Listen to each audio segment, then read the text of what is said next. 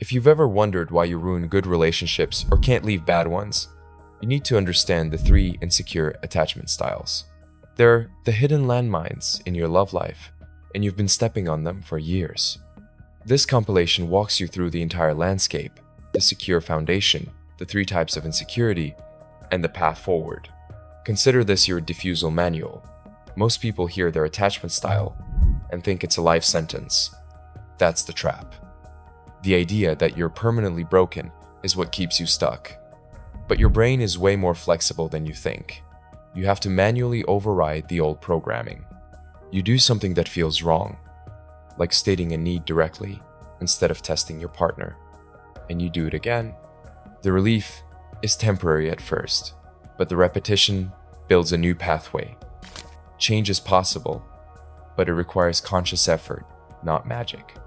You have to become the consistent force your system never had. So, what does that consistent force actually look like? Meet the secure attachment style. Secure attachment isn't about being perfect. It's about being predictable. And predictability is the foundation of safety. Most people think secure means boring. But here's the reality. Security is what allows for real passion and risk-taking, because the base is solid. Secure individuals communicate needs without drama. They see a fight as a problem to solve, not a threat to their existence.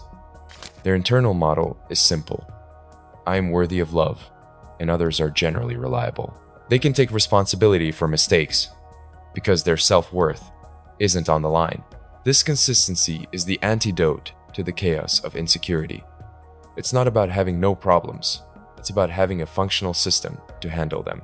The goal isn't a conflict-free life. It's a predictable way to navigate conflict. Secure is the baseline. It's the calm center that the insecure styles are constantly reacting against. Now, let's look at the first type of inconsistency, the anxious preoccupied style, where the need for closeness becomes a full-time job, is the style of constant vigilance. Your internal alarm system is wired to detect abandonment, and it's always on. You crave intimacy more than anything, but your need for it is so intense it ends up pushing people away. The very thing you want becomes the thing you sabotage. The core inconsistency is a desperate pull towards partners, paired with a deep-seated belief that they will leave. This leads to what researchers call protest behaviors, excessive texting, creating drama, seeking constant validation. You overanalyze every text, looking for hidden meanings. Your entire emotional state becomes a roller coaster based on perceived signs of rejection. You're trying to control the uncontrollable. You seek reassurance to quiet the fear, but the relief is temporary because the problem is internal. The hypervigilance ensures you're always scanning for threats, so you never actually feel secure. The landmine here is that your need for constant proof of love ensures you never feel truly secure. On the complete opposite end of the spectrum is the dismissive-avoidant style, where the solution to fear is to just opt out entirely. If anxious is about clinging too tight, dismissive-avoidant is about not holding on at all. Independence is the highest value. The inconsistency here is a paradox. You have a deep, biological need for connection, but you've learned to see it as a threat to your autonomy. So you preemptively reject it. You prioritize work, hobbies, or self-sufficiency over intimacy. Partners often complain you're emotionally distant. You see needing others as a weakness. The goal is to be entirely self-contained. You use what researchers call deactivating strategies. You downplay the importance of relationships. You suppress emotions and overemphasize self-reliance. This isn't strength, it's a defense mechanism. You avoid vulnerability to avoid potential pain, but you also avoid real intimacy.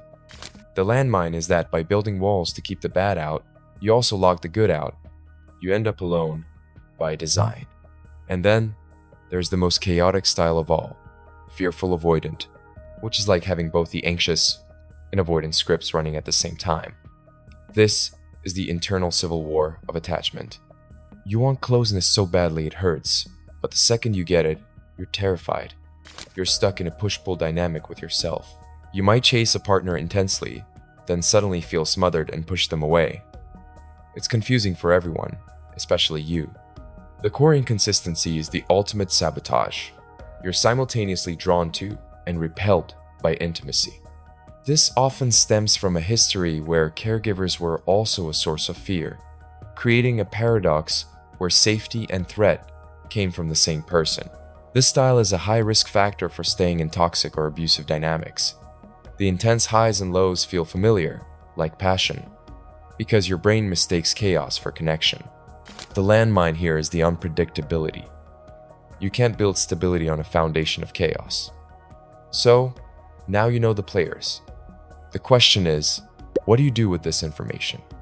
You've heard that your childhood affects your relationships. Sounds like pop psychology, right? But here's the truth. It's a literal blueprint. This isn't about blaming your parents. It's about the rulebook your brain wrote for survival when you were a kid. And most people are running on a broken script. John Bowlby's theory explains it as a three-part framework: your view of yourself, your view of others, and your view of connection itself. This blueprint predicts everything from who you date to how you fight. It's the operating system for your love life. And if it's insecure, you're guaranteed bugs. Understanding this is the first step to rewriting the code. You stop blaming bad luck and start seeing the pattern.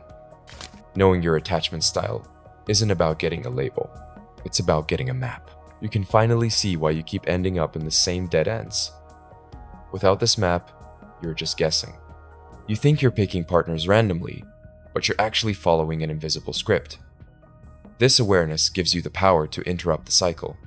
You can catch yourself seeking reassurance when you're anxious, or pulling away when you're avoidant. You start making choices, not just reacting. The goal is to move toward earned security.